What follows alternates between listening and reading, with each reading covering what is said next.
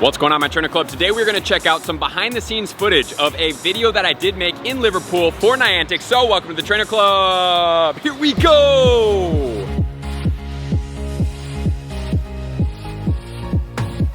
Welcome back, everybody. Let me know in the comments below, are you guys excited about the upcoming 2 Safari Zones? Because in Liverpool, we did have the Safari Zone going on. And not only that, I had the unique opportunity to do an around the Liverpool area video for Niantic. Maybe some of you guys have seen it, maybe some of you have not.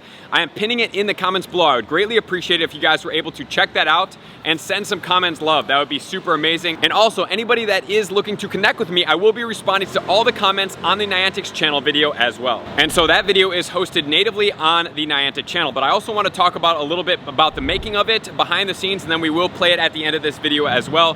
So I got the unique opportunity to work with, obviously, myself.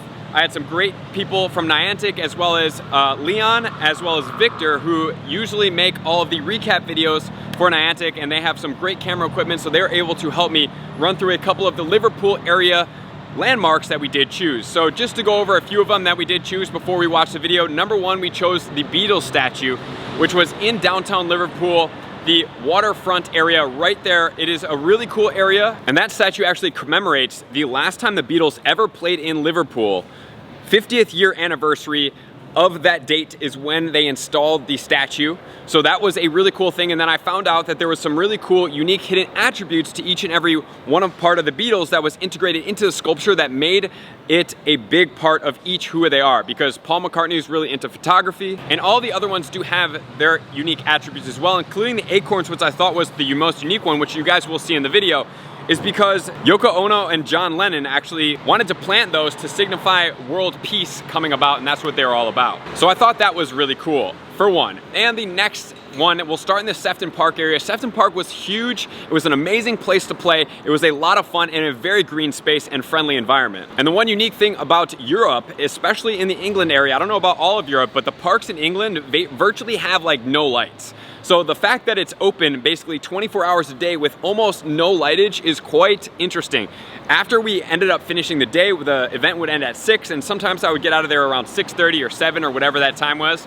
And it was quite unique because the park was literally so dark that your eyes had to adjust just to be able to see what was going on. So that was quite the unique experience. But we did have actually 3 landmarks, and we did cut one out. As you see me in the video, I walked past a landmark that is kind of like this fountain looking thing. There's actually one in Piccadilly Circus, which is in downtown London, that was replicated and put into the Sefton Park area. However, the history behind that didn't quite stack up, but when you do see me walk past, it's called the Eros statue, which is Anteros, a model of. So Anteros is actually the god of requited love. I actually know that because I did do a segment on it, and then we decided to cut that part out. But that statue, as I walk around it in slow motion, is quite cool and unique, and it sits right in the center of the park. And when I did come to London, I came out of Piccadilly Circus actually, and that was one of the first fountains that I did see. So that was kind of a unique scenario for me, that like the first thing in Europe I see coming out of the train station into downtown London was that statue, and then it happened to be a replica in Sefton Park as well, which I thought was really cool. And then on to the next. The bandstand actually sat in this remote island, so you had to walk over to a bridge. When you see me walk over the bridge in the video to get to it,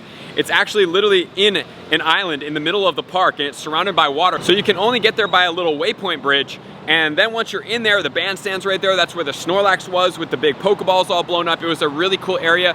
The bandstand is really unique that it does sit in the center, and it's got such unique and cool colors to it that once it was remodeled, they did put in, which I thought was really cool. And we also had the Peter Pan statue, and you might see me sitting in front of a gate when I was filming that one. Unfortunately, I did film the B-roll beforehand, but there was weddings going on all the rest of the day, so I wasn't able to actually film right by that statue, which is why I'm standing out front of the house when you do see it. And then finally, in the downtown Liverpool waterfront area, which is called the Pierhead, we did have the Liver building, which sat right at the edge of the waterfront area. Beautiful building. As soon as it started hitting night, the clock would start illuminating, and it would look really, really cool against the kind of like hazy sunset sky.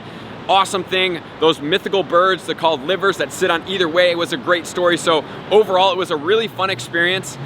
There's so much more to explore in Liverpool. Like I just touched, like I talked about the tip of the iceberg in that video, because there's so many cool different aspects of Liverpool. Like for the Beatles, there's crazy museums down there. The waterfront area is amazing. So if you do get the chance to go, please check out the waterfront area. Sefton Park is really cool. It's a very, very dog friendly place. That's why we chose to put a dog in there as well. There's like dogs just so incredibly friendly all over that park. So now let's check out the official launch of the video. Welcome to Liverpool, England, the host destination for the Safari Zone. And in the spirit of NIANTIC's mission to inspire people to explore the world together, I'm gonna take you through some iconic locations in Sefton Park, which is the host destination for the Safari Zone, as well as a few others in downtown Liverpool. So I hope you're ready to explore. Let's jump right in. We are in Sefton Park, the host of the Safari Zone UK. There's a good reason for that. This park is 235 acres. It is a big oval shape. It is open 24 hours a day, 365 days a year. So that is exactly why we are here for the Safari Zone.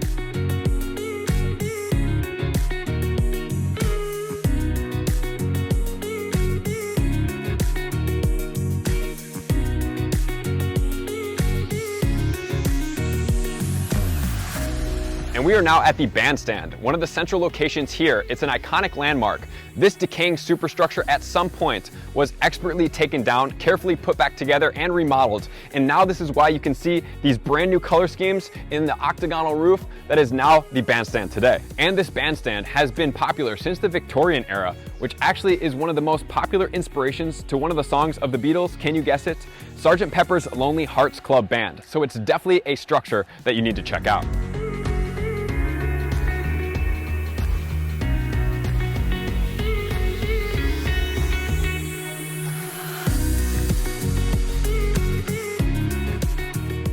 The Palm House is home to the Peter Pan statue. The Peter Pan statue was actually donated in 1928. It was installed overnight when it was first unveiled to surprise all the kids, which was commemorated with a Peter Pan parade.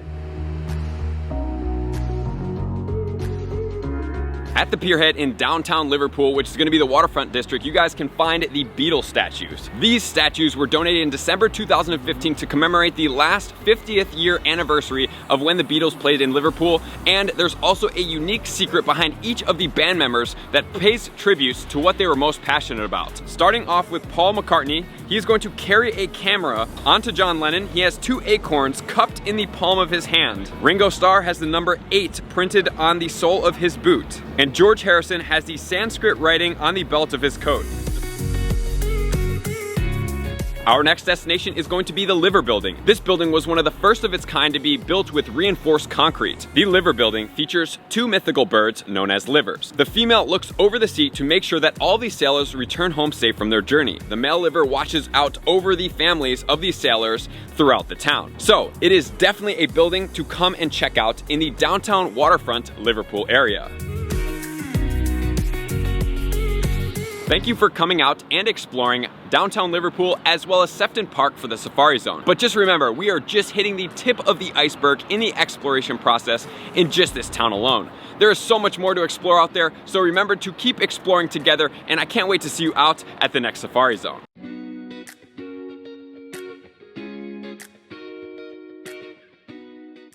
So there you have it. That is the official NIANTIC video. It was incredibly fun to do.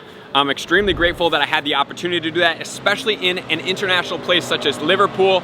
I sure hope to do more of those in the future because, like I said, they're fun to just explore the town and really look deeper into some of the landmark areas that are also waypoints to explore each of the Safari Zones, which is so unique that sometimes we just don't quite understand why each of these points is so incredibly highlighted and unique to each area. So please, like I said, that would be amazing if you guys could drop over to the NIANTIC YouTube channel and drop a watch. It's only a couple minutes, and drop a comment and let me know what you guys thought of it. And I appreciate you guys as always for being here and supporting me. Likers, commenters, subscribers, Patreon members. Everybody takes their support, scores, and participation to the next level. I'm gonna see you guys out on the next video. Peace. I want to take this time to thank everybody who supports me in every facet. It means the world to me, and an extra special thank you to all my Patreons. I greatly appreciate the extra support to continue to allow me to pursue Pokemon Go full time, allowing me to create my daily video uploads in the most timely fashion for everyone's benefit. Plus, I get the amazing experience of sharing my creative processes behind the scenes and raiding all around the globe with select upper tiers. Thank you everybody for being a part of the Trainer Club. You all mean the absolute world to me, and I will see you guys out on the next video.